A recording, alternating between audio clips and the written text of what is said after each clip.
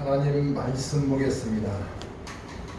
하나님 말씀은 스가랴서 3장 1절에서 10절까지의 말씀입니다. 스가랴서 3장 1절에서 10절까지의 말씀 한 절씩 교독해 올리겠습니다.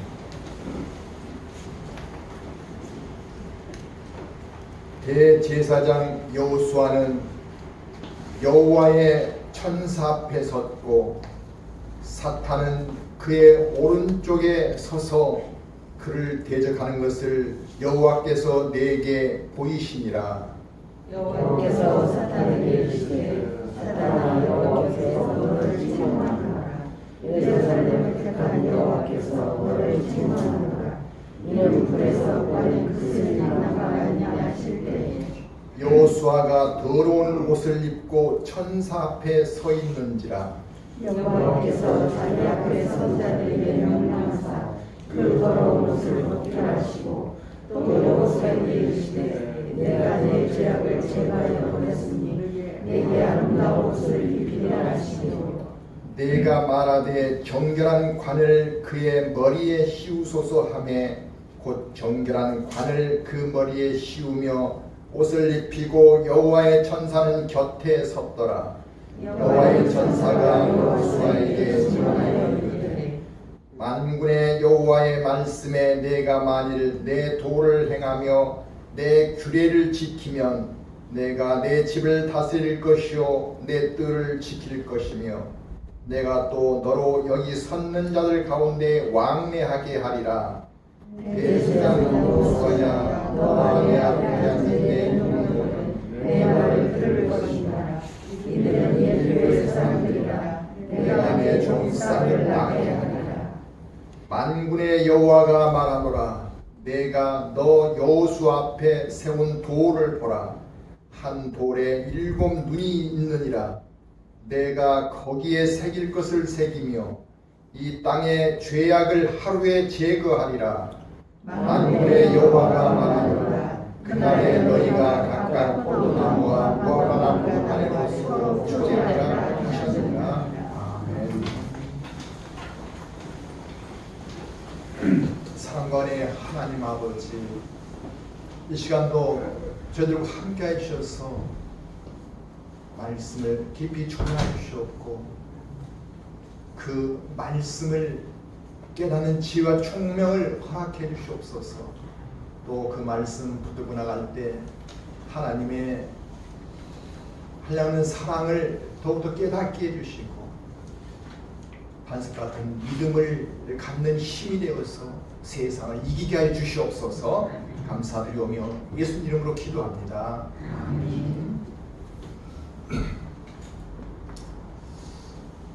사람은 누구나 다 자존심이 있습니다. 이 자존심은 나 홀로 있을 때 느끼는 감정이 아니고 다른 사람들에게 비교당하지 않으려고 할 때 느끼는 감정입니다.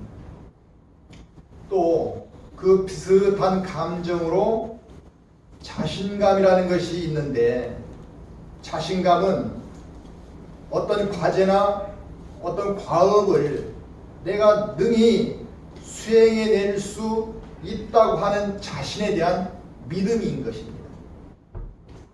그런데 이런 자존심이나 자신감의 밑바닥에 있는 감정은 자존중감이라는 것입니다. 자신을 스스로 존중하는 마음인 거예요.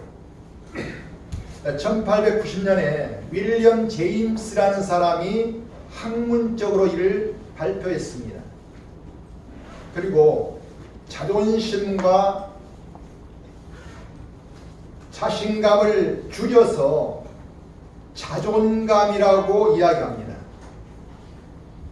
나는 사랑받기 위해 태어난 사람이다. 나는 소중한 존재다. 내가 나를 사랑하는 것을 이렇게 자존감이라고 말할 수 있습니다. 이 자존감은 우리 인생을 지탱하는 마지막 보루와 같은 일을 하는데 자존감이 상처를 입으면은 화가 나고 인생에서 의미를 느낄 수 없고 심하면은 삶을 포기하고 싶은 충동까지 느끼게 되는 것입니다. 그래서 건강한 자존감이라는 것은 우리에게 너무도 중요한 것임을 알 수 있습니다. 그런데 문제는 이 자존감이 너무 많은 공격을 받아서 상처투성이가 되어 있다는 겁니다. 공격은 두 가지 방향에서 오는데, 첫째는 놀랍게도 우리 자신이 우리 자신을 공격하는 거예요. 스스로를 학대하는 겁니다. 나는 참 못났어.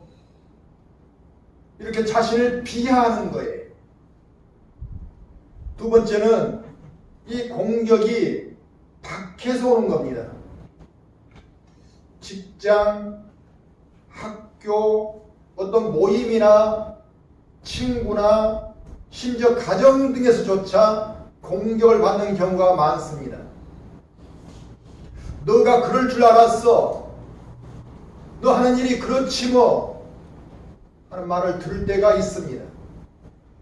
특히 허물과 잘못이 있을 경우는 집단 따돌림까지 받는 일이 발생하기도 합니다. 이렇다 보니 자존감은 시시각각 상처를 입게 되고 너덜너덜해지면서 마음이 무너지고 세상이 점점 싫어지게 되는 것이에요. 그런데요, 하나님께서는 우리가 그렇게 사는 것을 원하지 않으십니다. 하나님께서 우리를 지으실 때 아무렇게나 지어놓으신 것이 아니에요. 하나님께서는 당신의 형상을 따라 가장 귀한 존재로 우리를 지으시고 우리와 사랑의 교제하기를 원하셨던 겁니다. 비록 아담 이후로 인간들이 죄를 짓고 하나님을 떠났다 해도 인간 안에는 하나님의 형상이 그대로 깃들어 있는 것입니다. 결코 그 형상이 사라진 것이 아닌 거예요. 그래서 하나님께서는 그 형상을 다시 회복시키시려고 가장 귀한 독생자이신 예수님까지 이 땅으로 보내주셨던 것입니다. 보내주신 것으로 그치는 것이 아니라 우리의 죄를 다 지시고 십자가 형벌을 대신 받게까지 하셨습니다. 예수님께서도 우리를 온전히 사랑하셔서 하나님 뜻에 온전히 순종하시고 십자가 죽으심으로 우리에 대한 죄값을 감당하셨습니다. 우리 한 사람 한 사람은 이처럼 귀한 존재들인 것입니다. 조그만 일에 상처받고 넘어져야 할 그런 존재들이 아닌 거예요. 우리 새벽교회 여러분, 우리 스스로 자존감을 건강하게 지켜나가면서 하나님 앞에 귀한 자로 살아가시기 바랍니다. 아멘. 오늘 본문에서도 하나님이 자녀들을 얼마나 사랑하시는지 그 마음을 알려주시고 계십니다. 우리 자존감을 세워주시는 하나님을 깨닫고 그 은혜 안으로 들어가는 우리 모두가 되시기를 축원합니다. 아멘. 자, 오늘 본문의 배경은 이스라엘이 바벨론 포로로 붙잡혀서 70년간의 노예 생활을 끝내고 이스라엘로 귀환한 후에 있는 일입니다. 그들은 예루살렘에 오자마자 뭘 했을까요? 불타고 무너져버린 성전을 재건코자 했습니다. 그러자 그 땅에 살고 있던 그 사마리아인들과 에돔 족속들이 집요하게 성전 건축을 방해했습니다. 이들은 사탄의 작전에 동참하는 자들이었던 거예요. 영적으로 보면 그렇게 되는 겁니다. 따라서 이스라엘 사람들은 성전을 짓다가 눈물을 머금고 멈춰버렸는데, 그것이 바로 16년 동안이란 세월 동안에 방치되어 있던 거예요. 당시 이스라엘을 주도적으로 이끌었던 두 지도자가 있었습니다. 한 사람은 그 바샤 왕, 그 이국당 왕의 술 관원장으로 있다 귀환한 수룹바벨이라는 행정관이었습니다. 또 한 사람은 여호수아라는 제사장이었습니다. 그 모세 이후의 지도자 여호수아가 아니고 다른 사람이에요. 이 사람은 제사장 여호수아입니다. 성전이 완공되지 못하니까 제사장의 역할을 할 수 없었던 거죠. 하나님과 교제할 수 있는 방법이 없었던 겁니다. 그러함에도 그 어려운 시국 속에 그들이 가슴 아파하고 있는데도 사탄은 나타나서 하나님께 그 대제사장인 여호수아를 아예 제사장직을 하지 못하게 하려고 참소까지 하였던 것입니다. 영원히 이스라엘과 하나님을 분리시켜 놓으려는 사탄의 의도가 있었던 거죠.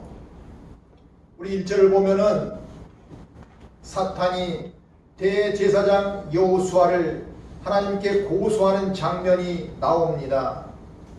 대제사장 여호수아는 여호와의 천사 앞에 섰고 사탄은 그의 오른쪽에 서서 그를 대적하는 것을 여호와께서 내게 보이시니라 이렇게 말하고 있습니다. 사탄이 여호수아를 대적하는 모습을 스가랴 선지자에게 환상으로 보여주셨다는 이야기입니다. 자, 그렇다면은 사탄은 무엇 때문에 여호수아를 참소했을까요? 그 이유가 3절에 나옵니다. 우리 같이 한번 읽겠습니다. 여호수아가 더러운 옷을 입고 천사 앞에 서 있는지라. 그가 불에서 꺼낸 그슬린 나무같이 더러운 옷을 입고 있기 때문이었습니다. 이 말은 죄가 덕지덕지 묻어있으나 씻지 않는 불결하고 더러운 모습 그대로 있다는 것을 말하고 있습니다. 이는 당시 여호수아 개인뿐만 아니라 이스라엘 모습을 반영하고 있어요. 이스라엘이 하나님 앞에 우상을 숭배했고 또 하나님을 원망했고 하나님을 떠났던 죄를 지은 대가로 그들은 바벨론 포로로 끌려가서 70년의 벌을 받았지 않습니까? 그러나 그렇다고 해서 죄가 씻겨진 것은 아니었던 것입니다. 대가는 치렀지만은 죄까지 사라진 것은 아니라는 것이죠. 죄를 없애려면은 대제사장이 지성소로 들어가서 성전의 성소 그 너머 안에 있는 지성소가 있지 않습니까? 바로 하나님의 임재하는 곳이에요. 하나님을 만나는 곳이에요. 그곳에 들어가서 제사장이 제사를 지내는 곳이죠. 제사장이 지성소로 들어가서 하나님께 용서를 구해야 하는데 죄로 더러워진 옷을 입고 있으니 지성소로 들어갈 수가 없었던 것입니다. 대제사장이 지성소로 들어가지 못하면은 본인도 그렇지만 백성들의 죄도 용서받을 길이 없게 됩니다. 이것은 하나님께서 친히 세우신 공의의 법칙이기 때문입니다. 하나님께서도 이 법칙을 스스로 어길 수 없습니다. 어긴다는 것은 거짓말을 못하신 신실하신 하나님께서 거짓말을 하는 것이 되기 때문이죠. 그래서 사탄은 이 약점을 즐거워하면서 여호수아를 하나님께 마음껏 고소하고 있는 것입니다. 저 더러운 자를 보십시오. 저렇게 죄가 덕지덕지 묻어있는 저런 이가 어떻게 하나님 제사장이 될 수 있습니까? 하면서 조롱했던 겁니다. 그렇다면 여호수아와 이스라엘은 정령 용서받을 길이 없는 것일까요? 사탄의 저주와 비웃음을 사고 그냥 주저앉아야만 하는 것일까요? 이때 하나님께서는 어떻게 결단을 하십니까? 거짓의 왕인 사탄을 책망했다고 2절에 나오고 있습니다. 사탄을 책망했습니다. 그리고 천사들을 부르시고 여호수아의 더러운 옷을 벗기고 아름다운 옷을 입히라 이렇게 명령하십니다. 우리 4절을 같이 보겠습니다. 여호와께서 자기 앞에 선자들에게 명령하사 그 더러운 옷을 벗기라 하시고 또 여호수아에게 이르시되 내가 내 죄악을 제거하여 버렸으니 내게 아름다운 옷을 입히리라 하시기로. 하나님께서는 여호수아에게 죄값을 물으신 것이 아니라 아예 여호수아의 옷을 갈아입히심으로 사탄이 더 이상 할 말을 못하도록 만드셨던 겁니다. 사탄이 하나님의 백성, 하나님의 자녀를 깔보지 못하게 새 옷으로 갈아입힘으로 여호수아의 자존감을 세워주셨던 것입니다. 이 장면을 본 스가랴 선지자는 통쾌했습니다. 그래서 하나님께 한마디 거들었습니다. 5절을 보겠습니다. 정결한 관을 그의 머리에 씌우소서. 자, 관은 제사장들이 머리에 두르는 터번 모자를 말합니다. 그러자 곧 정결한 관을 하나님께서 그 머리에 씌우시고 새 옷을 입혀주시고 그를 완전한 제사장의 모습으로 회복시켜 주셨습니다. 그리고 하나님 안으로 들어갈 수 있게 만들어 주신 거죠. 하나님은 그에게 자존감을 회복시켜 주시고 의로운 자로 인정해 주시게 되었던 겁니다. 자, 그런데요, 천사는 그와 같은 옷을 어디서 가져올 수 있었을까요? 그것은 예수 그리스도의 핏값으로 장만하신 거룩한 옷을 예표하시고 있는 것입니다.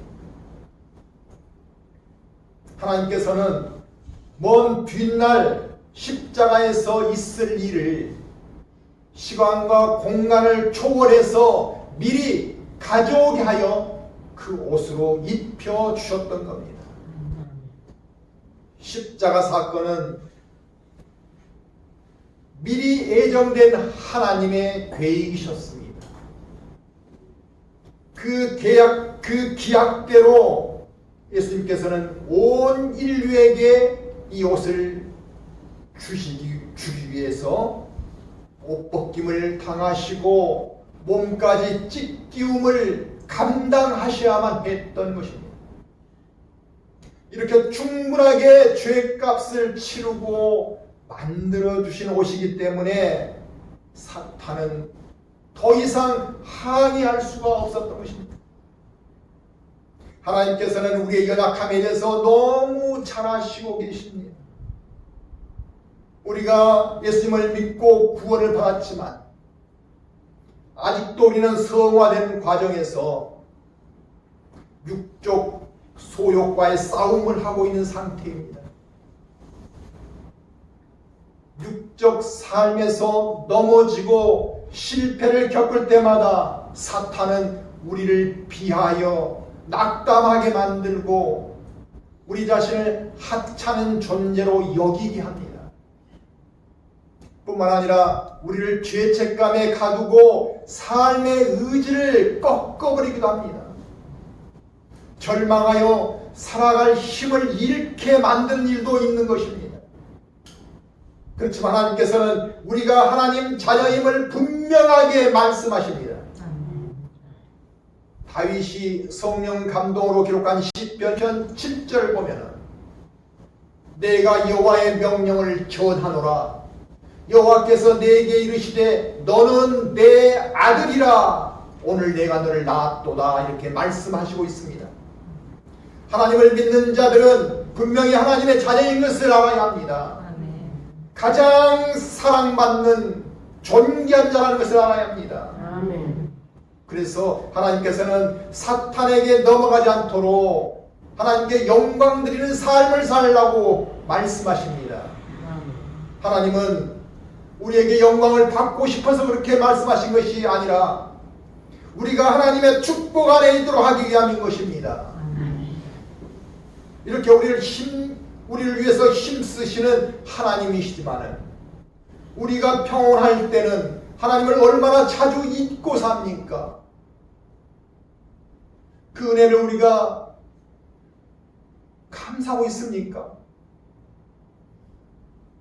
그러할지라도 하나님께서는 우리가 삶에서 낙망하고 힘들어지고 슬픈 일이 일어날 때는 언제든지 우리 곁으로 말없이 다가오시는 하나님이십니다. 한 번 자녀된 우리를 향해 하나님은 이사야서 41장 13절에서 이렇게 말씀하십니다.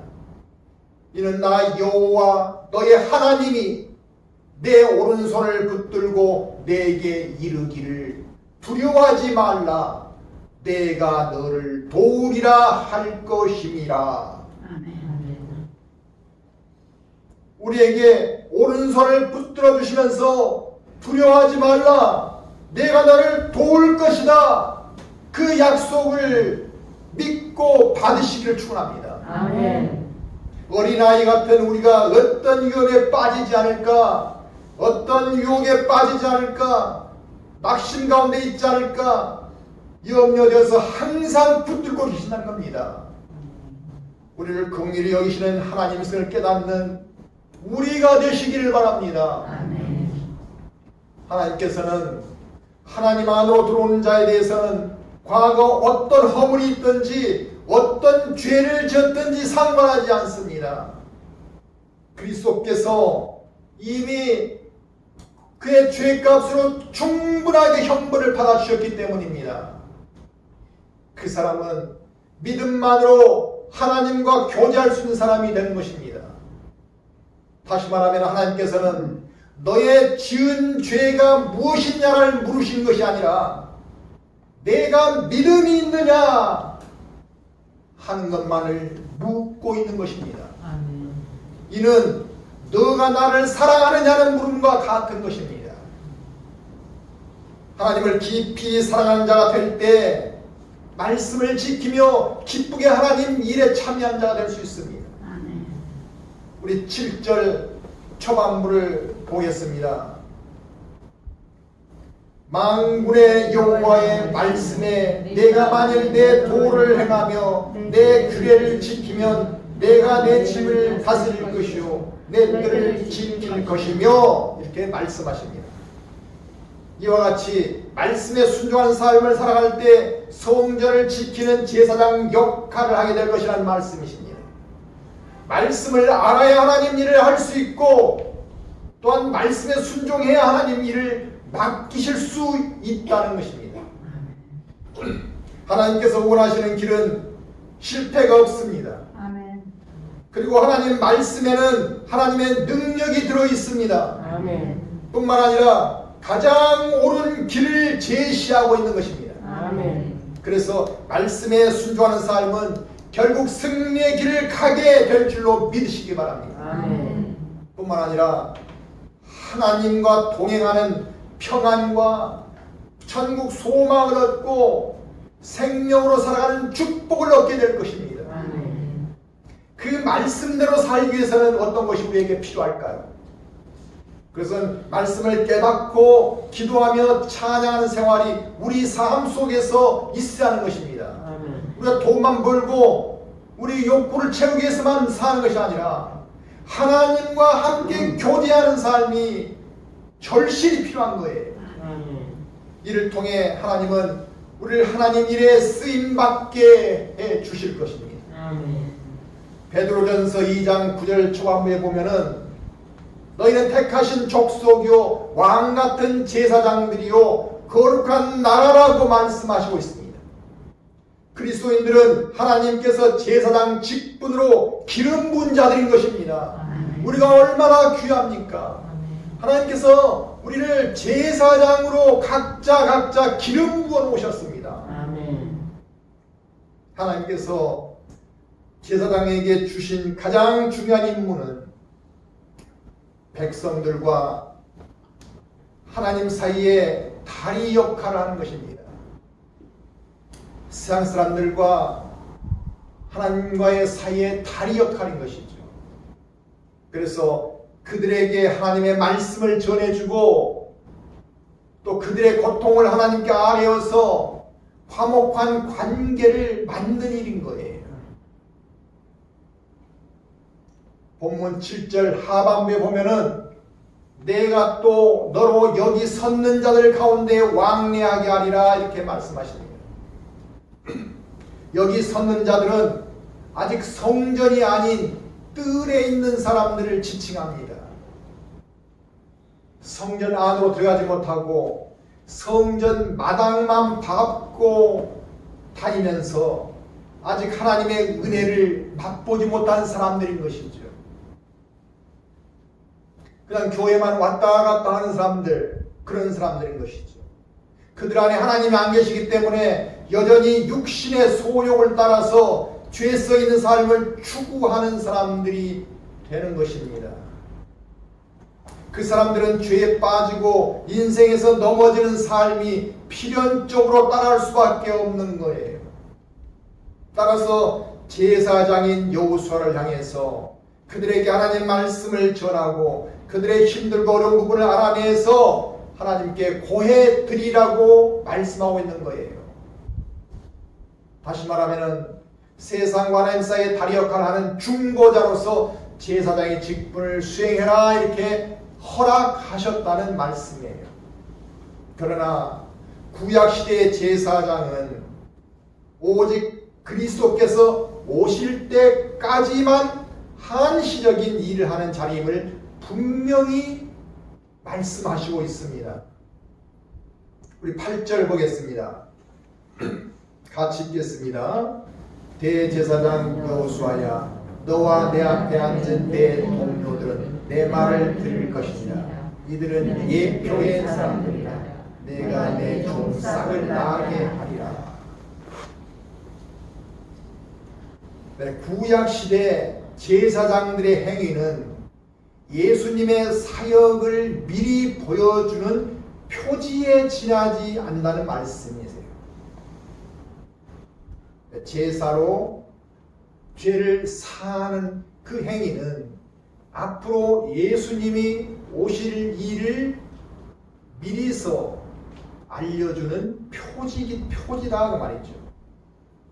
모든 인류의 죄를 사하신 일은 결국 예수님을 통해서 일어날 것임을 예고하시고 있다는 말씀입니다.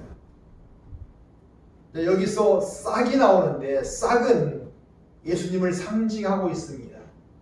이사야 53장 2절에서도 말씀하신 예수님을 연한 순 같다고 하신 말씀과 연결되어 있는 표현인 것이에요. 메시아를 연한 싹으로 표현한 것은 그가 이 땅에 오셔서 온갖 순환을 당하실 것을 암시해 주고 있습니다. 이어서 9절에서는 더욱 예수님께서 하실 사역을 선명하게 드러내시고 있습니다. 우리 9절 같이 한번 보겠습니다. 만군의 여호와가 말하노라. 내가 너 여호수아 앞에 세울 돌을 보라. 한 돌에 7 눈이 있느니라. 내가 거기에 세일 것을 세우며 이 땅의 죄악을 하루에 제어하리라. 선지자 스가랴의 애언이기 때문에 이 말씀이 상징적으로 쓰여져 있습니다. 그래서 우리가 얼른 보기에 이해가 좀 안 되는 부분이 있습니다. 자, 그 말씀은 이렇게 설명이 됩니다. 일곱은 유대에서 완전함을 상징합니다. 그러므로 일곱 눈은 세상과 사람의 마음을 꿰뚫어 보시는 완전하신 심판주를 의미한다는 내용인 것입니다.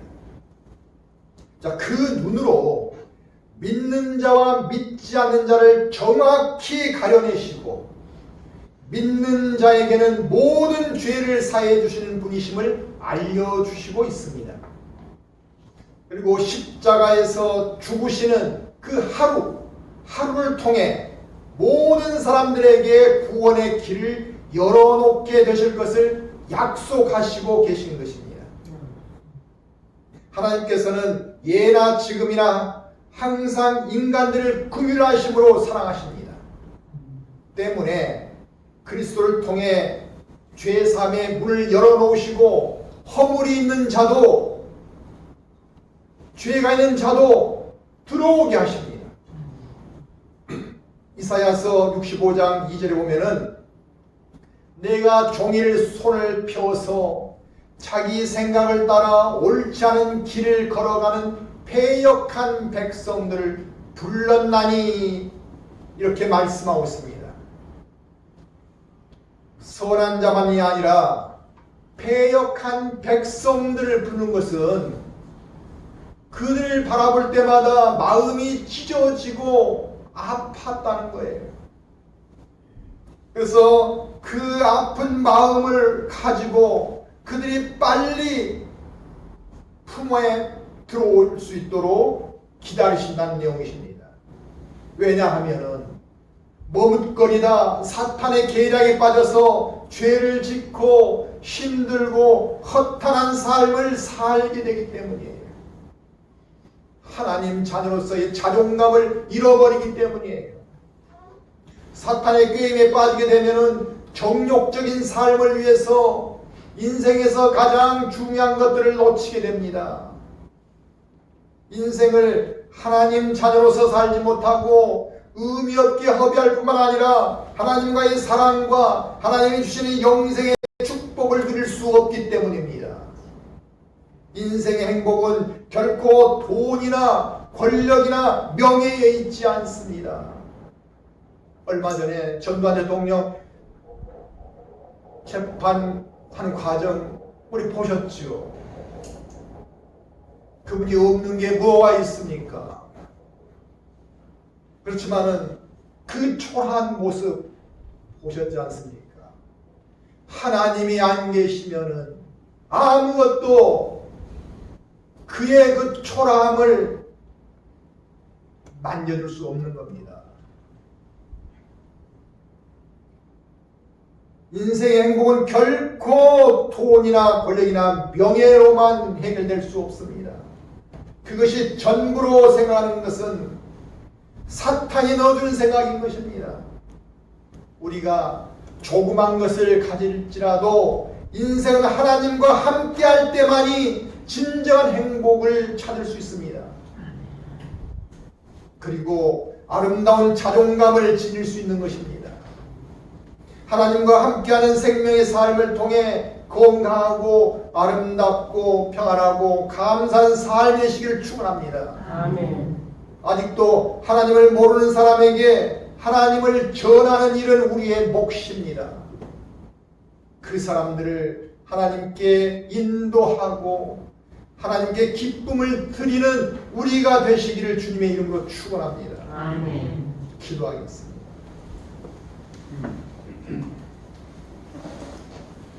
사랑의 하나님 아버지, 불에 타담한 그슬린 옷을 입은 우리를 그리스도의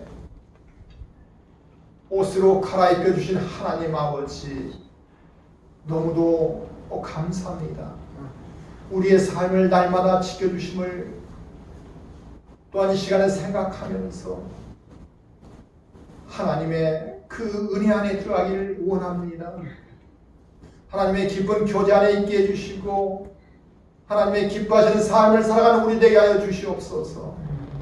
우리를 그리스도인으로 삼아 주셨사오니 아직도 하나님을 알지 못하는 영혼들에게 하나님을 알게 해주시고 그들의 아픔의 회복을 구하는 우리 되게 하여 주시옵소서. 그리하여 하나님의 기쁨과 찬송이 되는 삶을 통해 복을 받는 우리 되기를 원합니다. 감사드리오며 예수님 이름으로 기도합니다.